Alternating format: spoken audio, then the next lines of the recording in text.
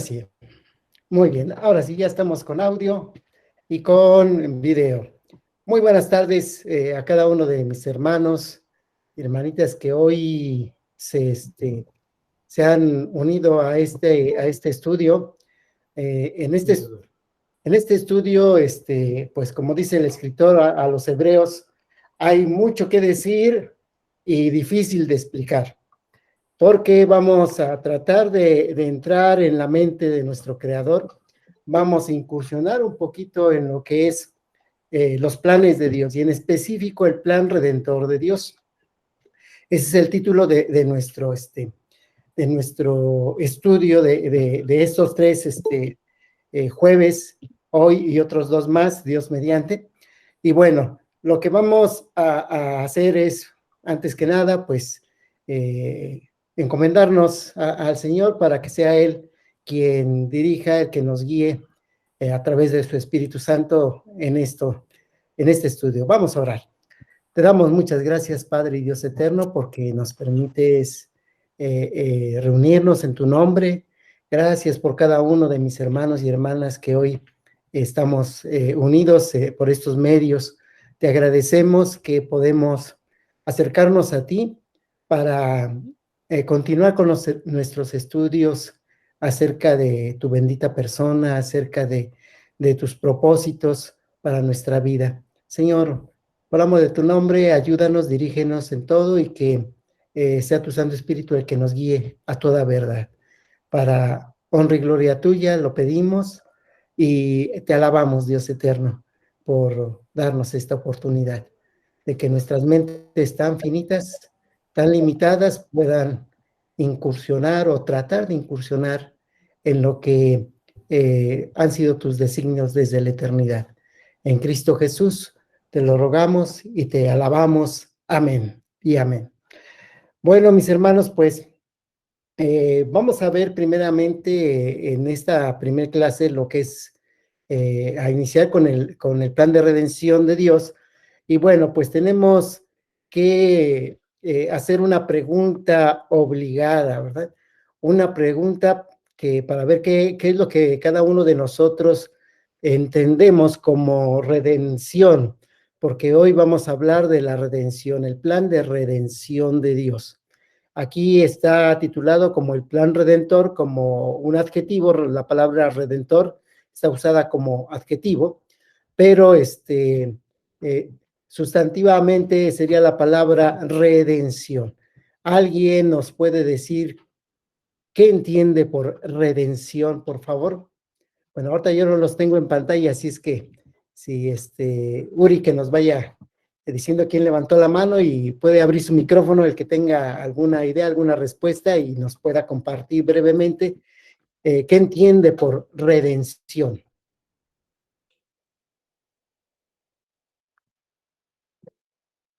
David Antonio. Sí, hermanito.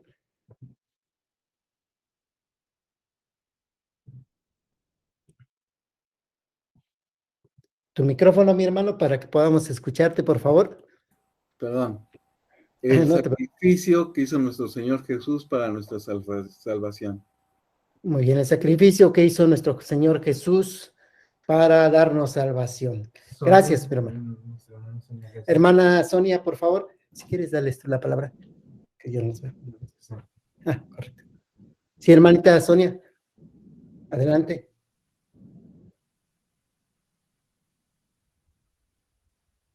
Su micrófono, mi hermanita, para que podamos escucharla.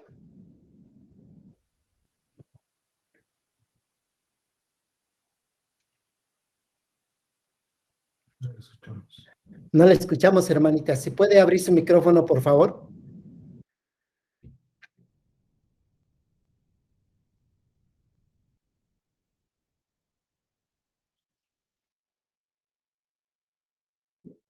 No, creo que está fallando ahí su conexión o su micrófono porque no la escuchamos. Alguien, o alguien quisiera escribirlos en las, ¿cómo se llama? En el chat de ahí de la plataforma. Redención puede también referirse a liberación liberación. Sí, redención como liberación, como salvación. Y aprovecho que estoy con el audio para dar la bienvenida a Gabriela MG, creo que es la invitada de parte de Anita. Si nos escucha Gaby, pues sea bienvenida. Bienvenida, Gaby. Bueno, gracias, Freddy, gracias. Realmente la palabra redención es una palabra que está tanto en el Antiguo Testamento como en el Nuevo Testamento. En el Antiguo Testamento, Dios había provisto una forma para que quienes del pueblo de Israel si hubieran tenido que llegar a la situación de servidumbre, digámosle, de esclavitud, pudieran ser liberados cada año del jubileo. Bueno, serían cada 50 años el jubileo. Y se usa para rescatar o liberar personas e incluso propiedades. Eso era en el Antiguo Testamento.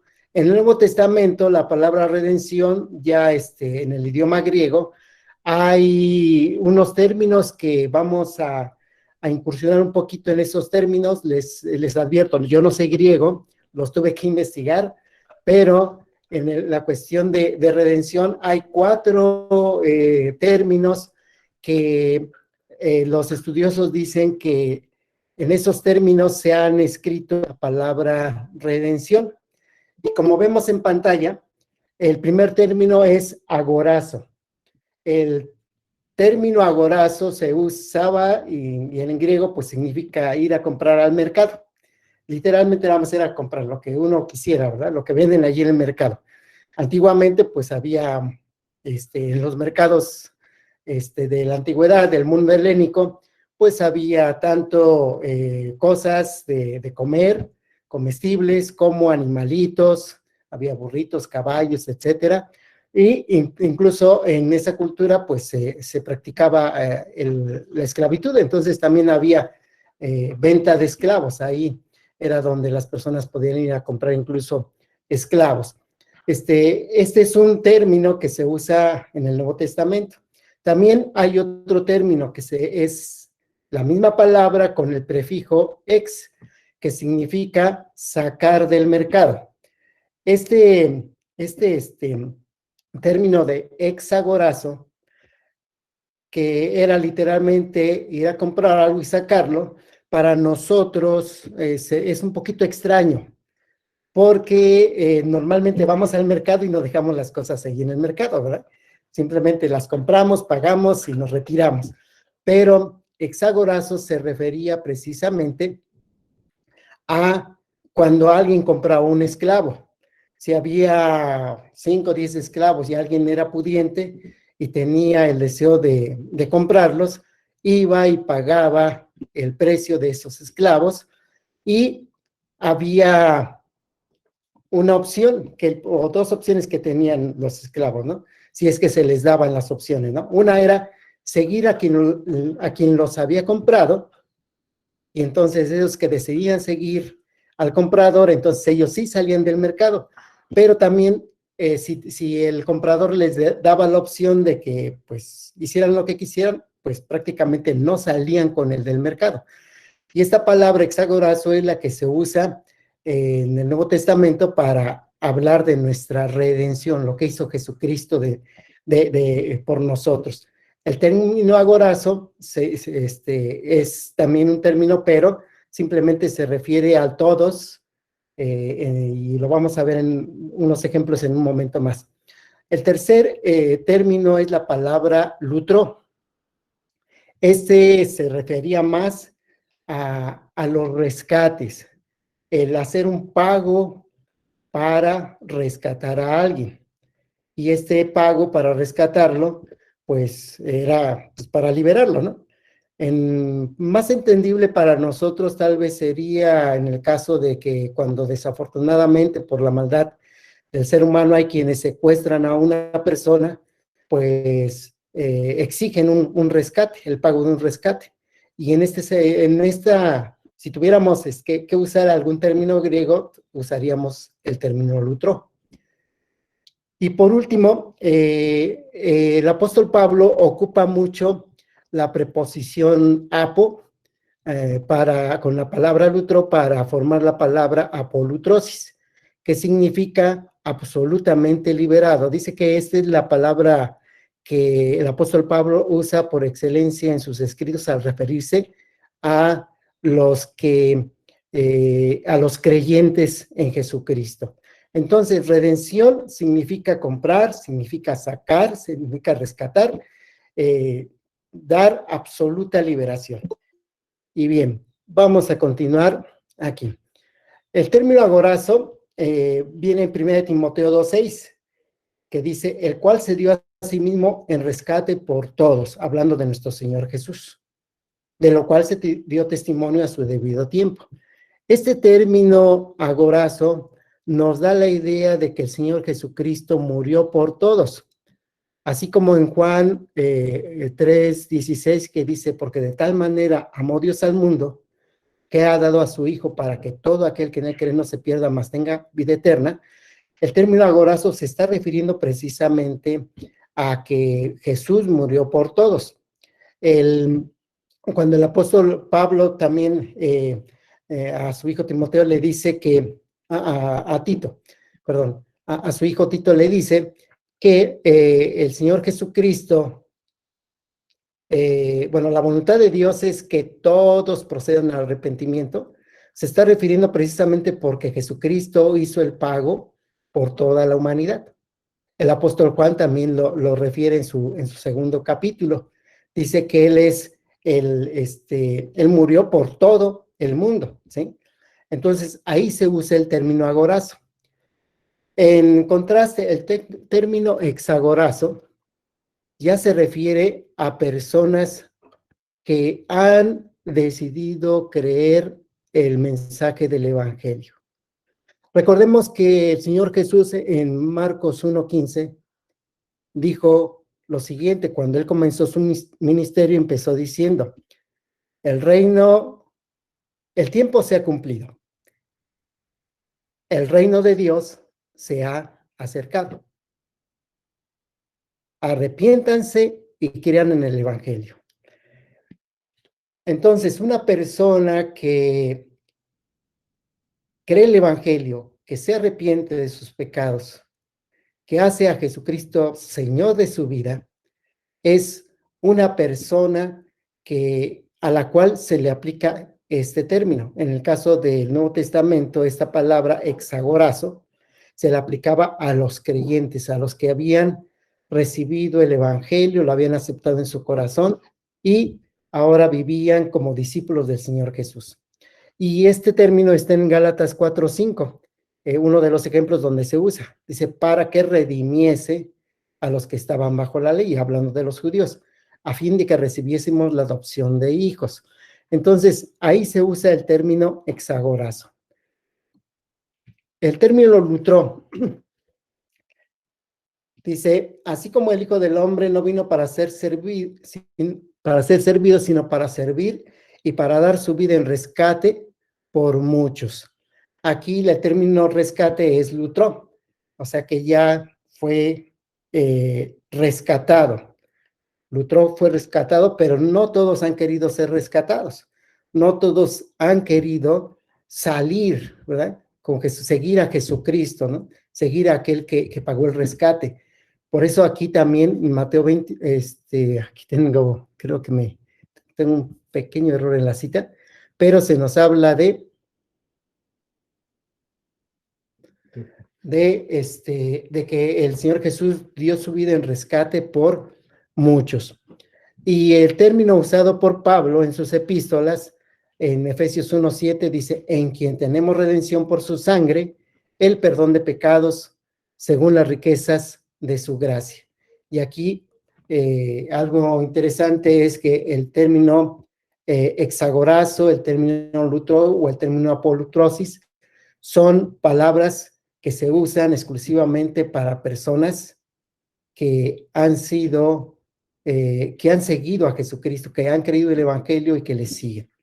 Bien, en el anterior la anterior cita de Mateo era Mateo 20:28. Gracias. Gracias por indicarme ahí. Y bueno, entonces podemos ver que el plan de redención se refiere precisamente al diseño de Dios, porque un plan es un diseño previo, ¿verdad? Un diseño previo de lo que se va a hacer, ¿verdad?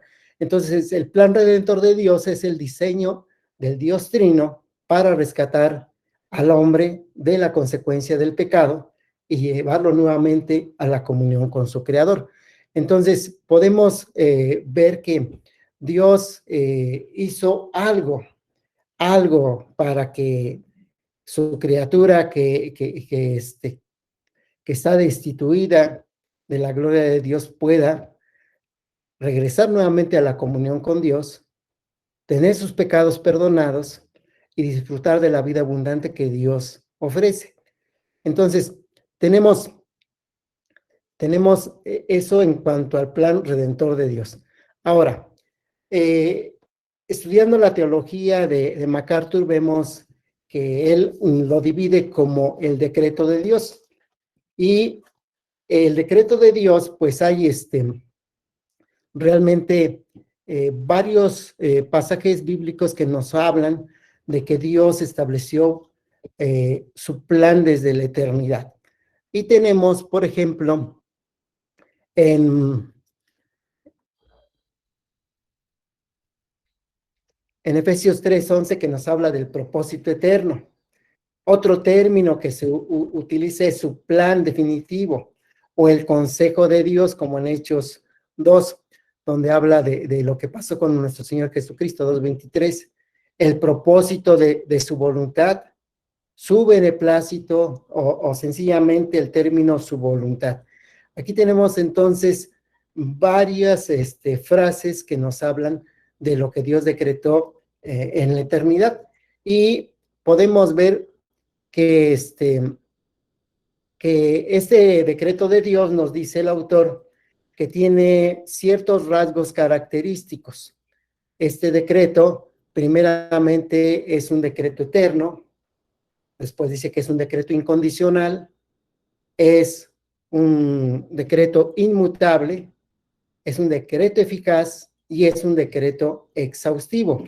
Y vamos a ver a qué se refiere cada uno de estos. Falta declarar que, bueno, un decreto es algo que se establece simplemente por la soberanía del gobierno. En el caso de nuestro presidente, él puede emitir un decreto, o sea, una orden, una ley que se tiene que cumplir. En el caso de Dios, pues él implementó algo que se va a cumplir, y a eso se le llama decreto. Y tenemos entonces la primera frase, la primera característica que nos comparte MacArthur. Dice que es eterno. El decreto de Dios es un decreto que no está limitado por el tiempo. Eterno precisamente significa que no tiene principio, no tiene fin. Este decreto se elaboró en la eternidad. Y aquí tenemos lo que decía el apóstol Pablo. Decía: a mí, que soy menos que el más pequeño de todos los santos, me fue dada esta, y de aclarar a todos cuál sea la dispensación del misterio escondido desde los siglos en Dios, que creó todas las cosas, conforme al propósito eterno que hizo en Cristo Jesús nuestro Señor. El apóstol Pablo, escribiéndoles a los Efesios, les dice precisamente que él había sido receptor de un misterio y de la administración de esta encomienda, y que tenía que estarla administrando, y tenía que compartir con otros de qué se trataba aquello que Dios había tenido como un misterio y que ya era revelado en ese momento, pero era un misterio que estaba desde antes, ¿verdad? Desde los siglos, ¿verdad? Y que esto era parte del propósito eterno que el Creador hizo en Cristo Jesús. Entonces, aquí vemos que este carácter de eterno nos lleva hasta antes de lo que fuera el tiempo. en 1 Corintios 2:7 se nos dice que es algo que Dios predestinó antes de los siglos, o sea, antes de que comenzara, o sea, antes de la creación, ahí fue el decreto de Dios. Tenemos en segundo lugar que derivado de esto, dice el autor, que también es un decreto incondicional. Y aquí tengo la cita textual de lo que menciona MacArthur. Dice, porque el Dios trino, eterno y que existe por sí mismo, fue la única entidad presente en la eternidad pasada, es imposible que algo externo a él lo moviera a decretar una cosa opuesta a otra, porque no había nada externo a él. Por tanto, cada decisión que forma parte del decreto de Dios fue una decisión no influida y libre según el beneplácito de Dios. Entonces, aquí el razonamiento es que, bueno, no había más que Dios en su Trinidad, era quien existía, y no había ninguna otra condición que dijera, bueno, entonces, basado en esto, hacemos esto, y si no, hacemos lo otro, ¿no? Es incondicional. En tercero, es inmutable. ¿Alguien de ustedes me puede decir qué entiende por el término inmutable?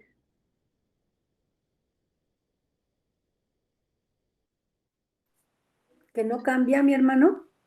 Que no cambia. Gracias, hermanita. Entonces, el decreto dice que no cambia. Bueno, estos términos realmente se han obtenido de algunos versículos que nos dan a entender precisamente eso. Porque, por ejemplo, en el Salmo 33, 10 y 11 que están en pantalla, dice que Dios, Jehová, hace nulo el consejo de las naciones. No importa lo que piensen, Él puede frustrar esas ideas que se tienen, ¿no? Frustra las maquinaciones de los pueblos. El consejo de Jehová permanecerá para siempre. Los pensamientos de su corazón por todas las generaciones. Siendo un Dios, nuestro Dios, que no cambia, que es inmutable, entonces algo que podríamos deducir es que también su decreto tiene esta característica de invariabilidad o de inmutabilidad. Bien, aquí tenemos otro término que es importante que podamos tener bien presente qué significa. Dice eficaz. ¿Alguien sabe qué es eficaz? ¿Es algo que produce un efecto esperado? Exactamente. Es algo que se cumple conforme a lo que se espera, ¿sí? Si alguien es eficaz en su trabajo, quiere decir que él está cumpliendo lo que se espera de él. El trabajador está cumpliendo su trabajo de la forma que se espera. Eso es eficaz o eficacia, ¿verdad? Bueno, entonces, en Isaías 46, 9 al 11, el Señor está hablando por medio del profeta Isaías y le dice a su pueblo precisamente que Él es Dios, que no hay otro Dios, no hay nada semejante a Él, porque Dios anuncia lo que va a venir y lo anuncia desde el principio, desde la antigüedad. Aun cuando no había nada, Él lo anunció y dice, mi consejo permanecerá y haré todo lo que quiero. O sea, lo que Dios ha determinado se va a cumplir. Lo que Dios ha mandado en su palabra va a cumplir el objetivo con el cual Dios lo hizo, lo dijo, ¿no? Dice que llamo desde el oriente al ave y de la tierra lejana al varón de mi consejo. Yo hablé y lo haré venir. Lo he pensado y también lo haré. Bien, entonces tenemos que ya llevamos que es eterno, que es incondicional, que es inmutable, que es eficaz. Y enseguida, que es exhaustivo.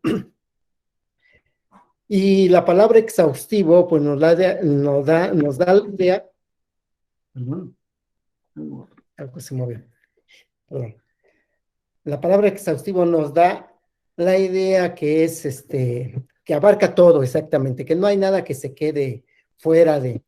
Y esta exhaustividad, dice el autor, no apunta meramente a un control general, sino también al providencial gobierno específico y meticuloso de todas las cosas.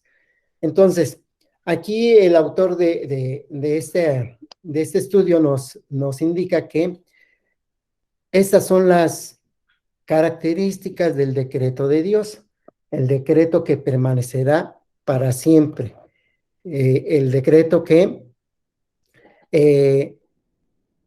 lo que Dios ha determinado nadie lo va a impedir y que Él cumplirá todas las cosas. Entonces, dentro de este decreto tenemos que Dios ha provisto lo necesario para que sus designios eternos se cumplan. Y en el caso de que le toca al aspecto de la redención, tenemos que saber, los que ya creemos en el Evangelio, estamos seguros de que Dios, en su infinita bondad, amor, justicia y santidad, permite que nosotros le conozcamos, pero solamente a través de la forma en que Él lo ha decretado, la forma de que debería haber alguien que pagara por las injusticias que hemos hecho. Y en este caso fue Jesucristo. Bien, aquí nos enfrentamos ante a veces la pregunta de que, bueno, si Dios ya decretó todo y si Dios es el creador de todo, entonces, ¿por qué existe el mal? Y aquí nos encontramos precisamente que hay un pensamiento que como seres humanos llegaríamos a hacernos, ¿verdad? Bueno, Dios quiere lo bueno para sus criaturas, Dios estableció todo, entonces Dios creó el mal. ¿O de dónde viene el mal, no? Porque, bueno, ¿qué función tiene el mal, no? ¿Por qué está el mal en nuestras vidas si Dios ha decretado que haya redención, que haya? ¿Por qué existe el mal? Bueno, algo interesante es reconocer que Dios es el creador de todas las cosas. Dice, toda buena dádiva, todo don perfecto desciende del Padre de las luces, en el cual no hay sombra de cambio, ¿verdad? Entonces nuestro Dios es así. Sin embargo, hay una realidad que nosotros vemos y es precisamente el problema del mal. Y aunque Dios es la causa suprema de todas las cosas, nunca es la causa a la cual le podemos echar la culpa del mal directamente. Ese es un pensamiento que debemos de considerar muy bien. Dios sí es el creador de todas las cosas, es la causa suprema, sin embargo, está presente el mal.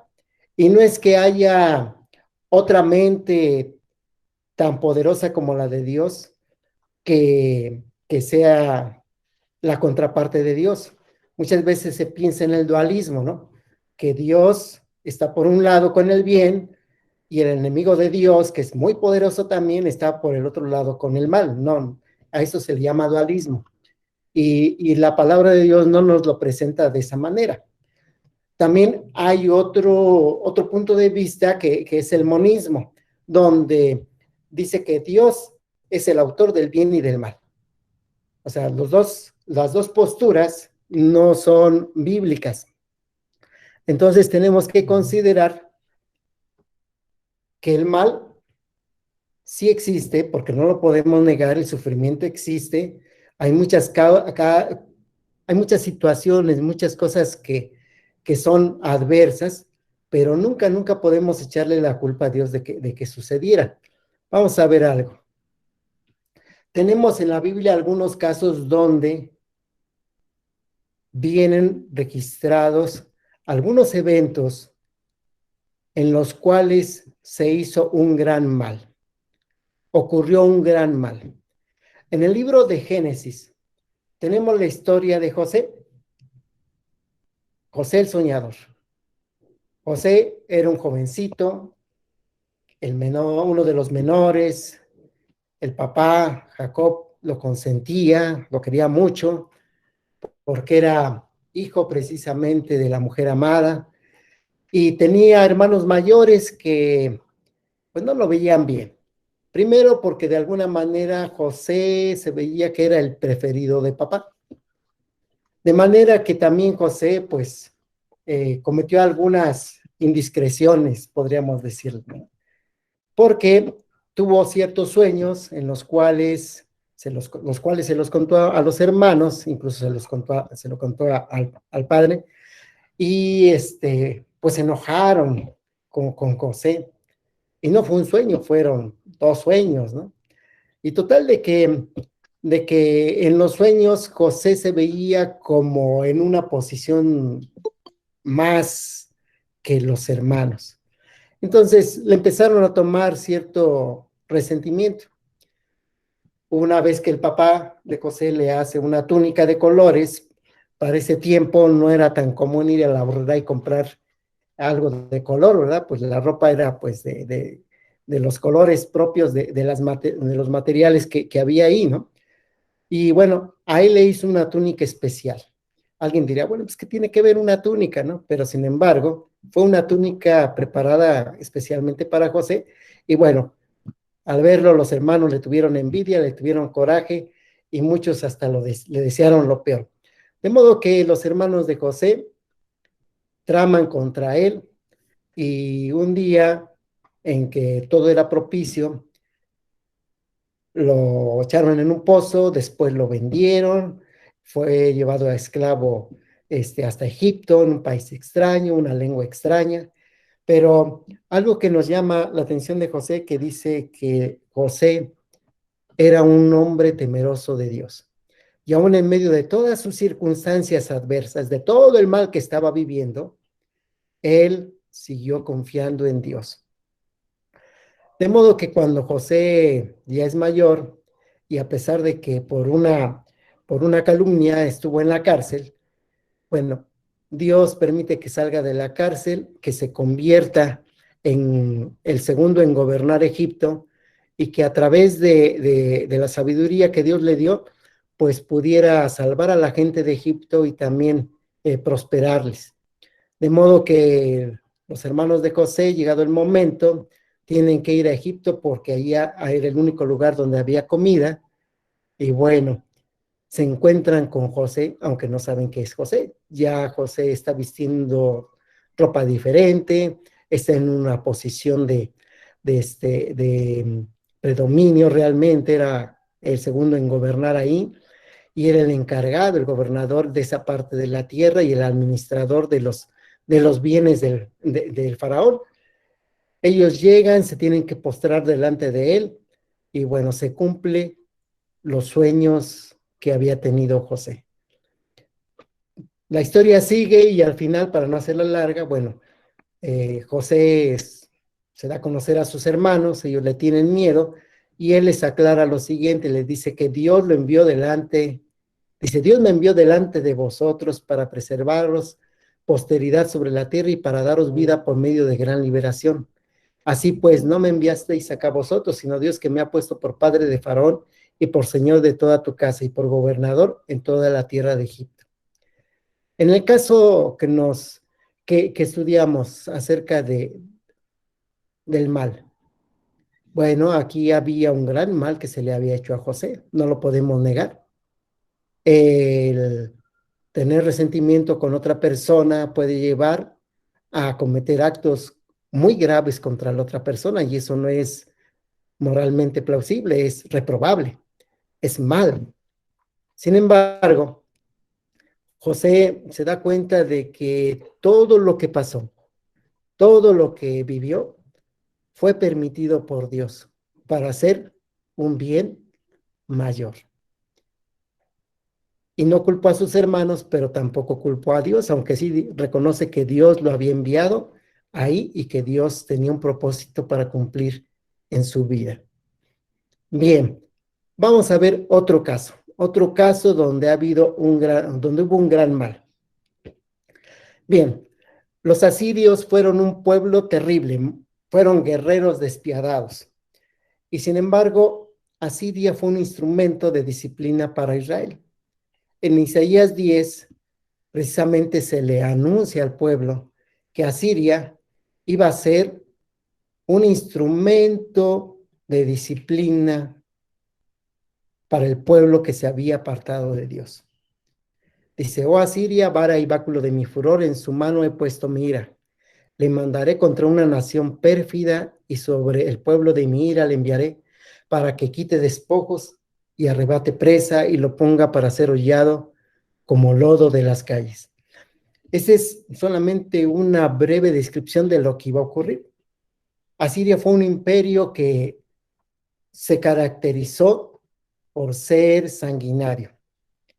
Y sin embargo, Dios en sus propósitos permitió que este pueblo fuera para disciplinar a su pueblo Israel por lo mal que se había portado Israel, no porque se había portado bien, no porque le hubieran obedecido y hubieran hecho lo que Dios había querido, sino porque se habían rebelado y habían dejado de adorar al Dios verdadero y se habían vuelto a los ídolos y habían hecho también muchas cosas malas. Entonces, Dios permitió que Asiria fuera entonces en contra de Israel y pues también lo llevara cautivo.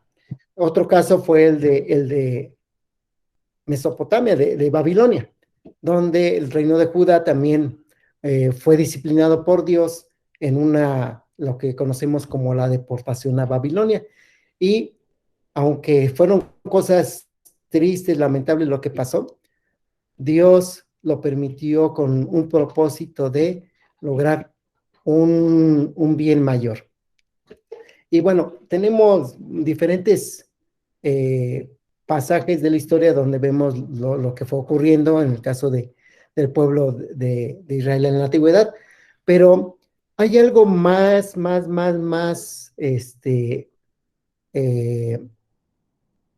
duro de asimilar, porque Dios también permitió el mal en contra de aquel que nunca pecó, de aquel que nunca hizo algo malo. Dios el Hijo vino a esta tierra hace más de 2000 años y bueno, Dios permitió que su Hijo fuera asesinado. Alguien diría, pues, qué padre es ese, ¿verdad? ¿Por qué lo permitió? ¿Por qué dejó que su Hijo le hicieran todo lo que le hicieron, no? ¿Por qué dejó que lo rechazaran, que lo menospreciaran? ¿Por qué permitió que a su hijo lo azotaran, le clavaran una corona de espinas, que le clavaran pies y manos? ¿Por qué? ¿Por qué? Y más si vemos algunos documentales o la película como aquella de La Pasión de Cristo, donde es muy gráfico lo que hacen y aún así pensamos que se queda corta. Decimos, ¿por qué se permitió eso, no? Pues esto estaba precisamente dentro del plan eterno de redención de Dios. En la eternidad Dios ya se había puesto de acuerdo el Padre, el Hijo y el Espíritu Santo, y el Hijo fue el que tenía que venir a cumplir con esta parte del plan. En Isaías 53, todo el capítulo nos relata 700 años antes de que ocurriera aproximadamente, nos relata lo que iba a pasar con Jesús, con el Señor Jesús. Y en el versículo 10 dice, con todo eso, Jehová quiso quebrantarlo, sujetándole a padecimiento. Con todo eso, recordamos que previo a eso dice, nosotros le tuvimos por azotado, por herido de Dios, por abatido, mas él herido fue por nuestras rebeliones, molido por nuestros pecados. El castigo de nuestra paz fue sobre él y por su llaga fuimos nosotros curados. Dice que todos nosotros nos descarriamos como ovejas, cada cual se apartó por su camino, mas Jehová cargó en él el pecado de todos, ¿verdad? Aquí dice en la segunda parte, cuando haya puesto su vida en expiación por el pecado, verá linaje, vivirá por largos días y la voluntad de Jehová será en su mano prosperada. Ya estaba predicho lo que iba a pasar.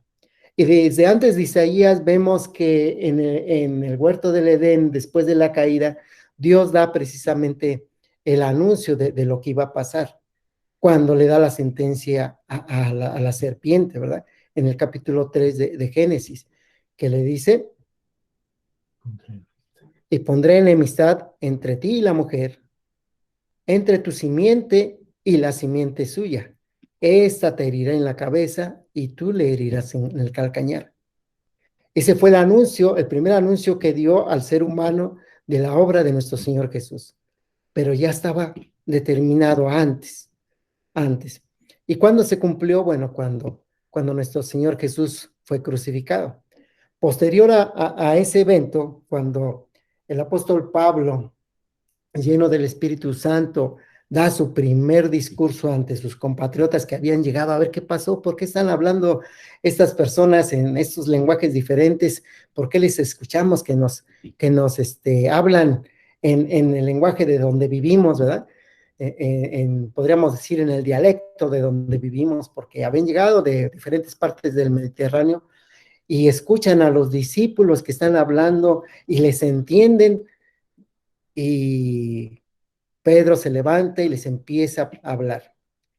Y dentro de este discurso, en el verso 23 del capítulo 2 de Hechos, dice lo siguiente, hablando de Jesús: a este, entregado por el determinado consejo y anticipado conocimiento de Dios, prendisteis y matasteis por manos de inicuos, crucificándole, refiriéndose a nuestro Señor Jesús. Sin embargo, este hecho ya estaba predicho y se cumplió de acuerdo al consejo y anticipado conocimiento de Dios en su plan de redención.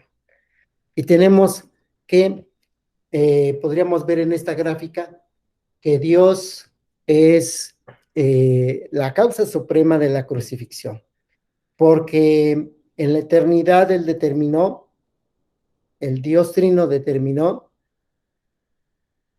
que Jesucristo iba a venir y Él iba a ser crucificado para poder darnos salvación. Fue la causa suprema. En segundo lugar, los judíos, podríamos decir, ellos no mataron a Jesús, fueron los romanos, pero los judíos fueron la causa inmediata.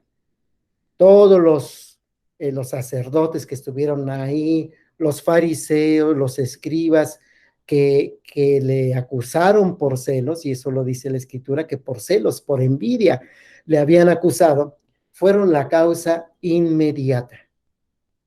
Pero aún más, Herodes el gobernador, Pilato el romano y todos los hombres que participaron directamente, los soldados que estuvieron ahí, fueron la causa eficiente.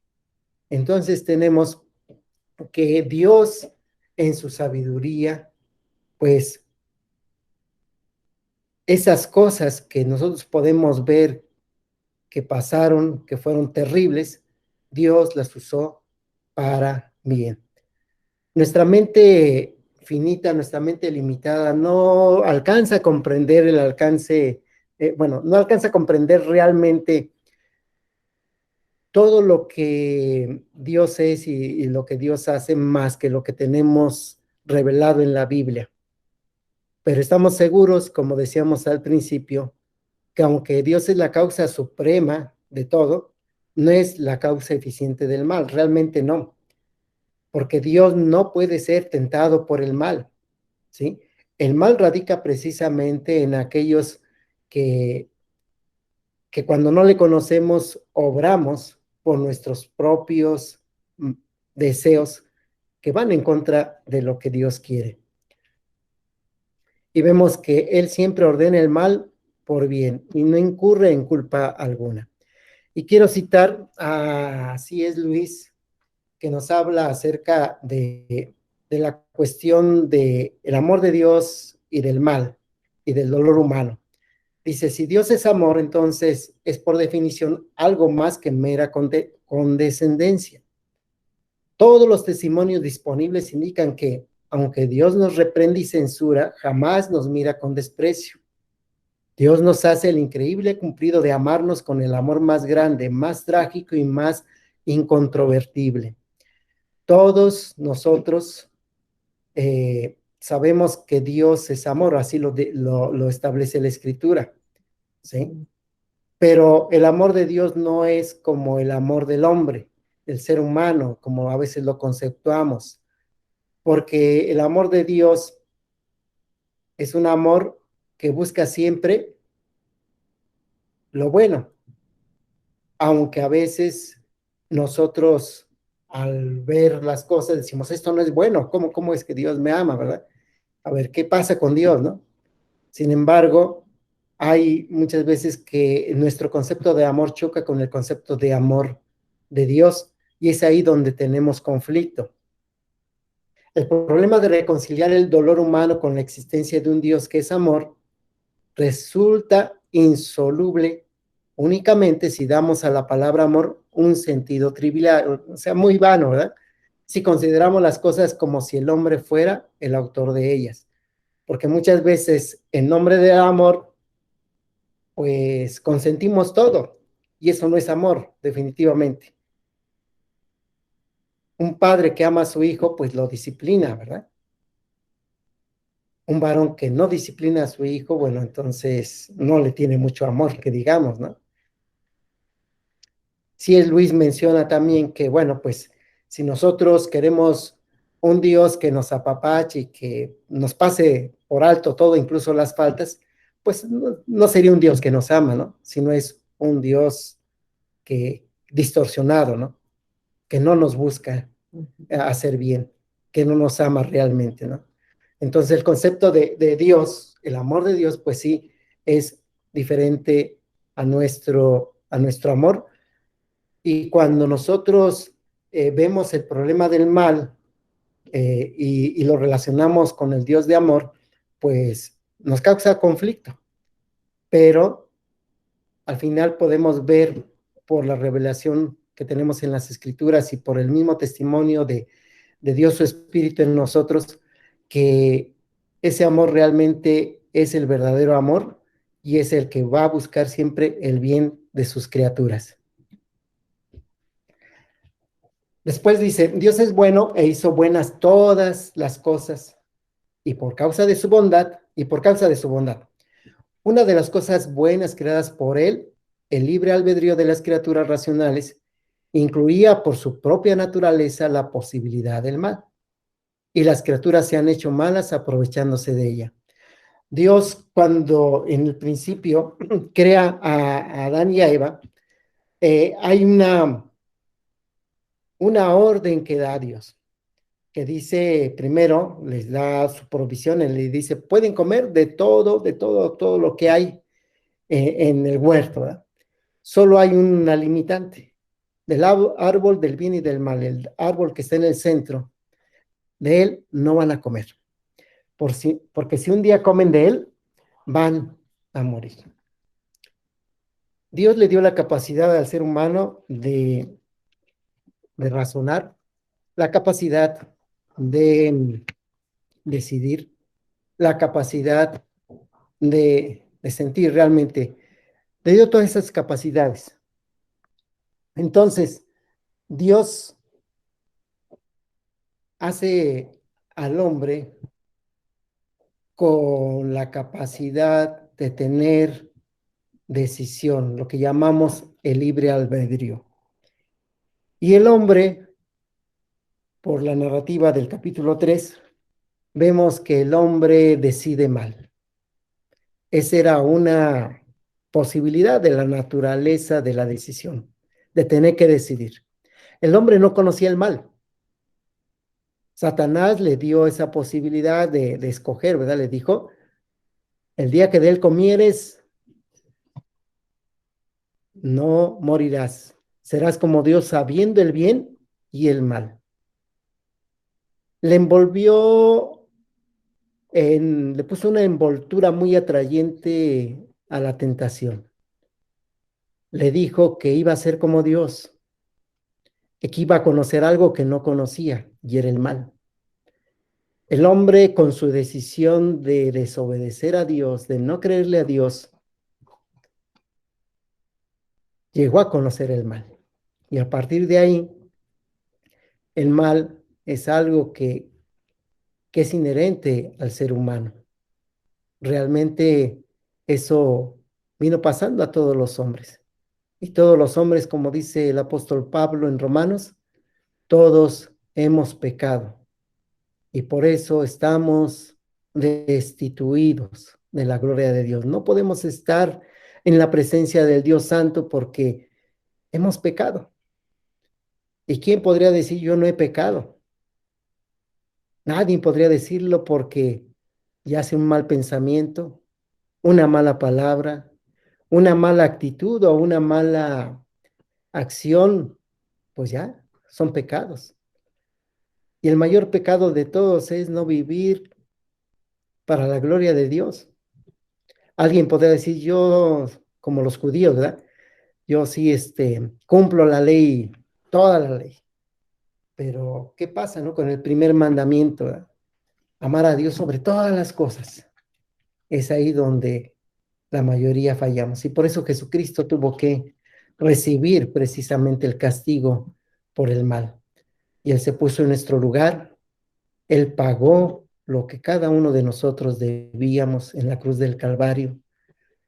Y ahora está dispuesto para todos el perdón, el ser nuevamente comprados por Dios, el ser redimidos. Ya Jesucristo pagó por todos, como veíamos ahí con las palabras griegas, ¿verdad? De agorazo. Él ya hizo el pago por todos, por todos, por todos, por todos. Todos tenemos esa posibilidad de ahora estar en la presencia de Dios por una eternidad, de tener nuestros pecados perdonados.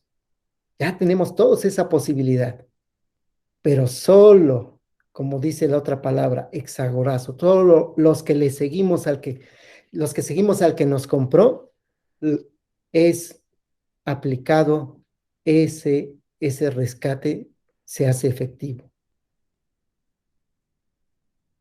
Hoy tenemos la posibilidad, si no lo hemos hecho, de hacer esa elección. El Señor Jesús dijo entonces en su primer discurso, dijo, el reino, el tiempo se ha cumplido, el reino de Dios se ha acercado. Arrepiéntete y cree en el Evangelio. Si no lo sabíamos, hoy es tiempo de salvación. Si ignorábamos esto, debemos saber que Jesucristo, el reino de Dios, ya vino. Y ahora lo que nos toca es obedecerle, ir en arrepentimiento con Él, creer en el Evangelio, que Jesucristo murió por nuestros pecados conforme a las Escrituras, que fue sepultado y que resucitó al tercer día conforme a las Escrituras y lo hizo para justificarnos. Ninguna condenación va a haber para aquel que recibe a Jesucristo. Y es por eso que tenemos que anunciar esto a quienes nos rodean también, para que ellos también puedan tener esa oportunidad. Si ya la tenemos nosotros y ahora nosotros ya hemos sido perdonados y tenemos la salvación de Dios, ahora toda persona pueda tener también esa salvación que Dios da a través de creer, de confiar solamente en nuestro Señor Jesucristo. Bien, hermanos, hasta ahí vamos a dejar por hoy nuestra presentación y para la siguiente semana, con el favor de Dios, vamos a ver el tema de la predestinación. Así es que vayan investigando qué significa predestinación, porque es un tema muy interesante que ahora vamos que el próximo jueves vamos a tocar. Y bueno, como decía, es algo ahí es donde vamos a entrar ya con las cosas más complicadas, porque hay cosas que hay que considerarlas bien y las diferentes posturas. Gracias a Dios, todos los que han estudiado esto, pues coinciden en algo. Dios es soberano, Él hizo en la eternidad un plan para salvarnos y ahora, bueno, pues tenemos la oportunidad de estar con el Dios Santo y Justo gracias a ese plan que Dios hizo para que sus criaturas pudiéramos volver nuevamente a nuestro Creador. Si hay alguien que va a comentar algo, adelante.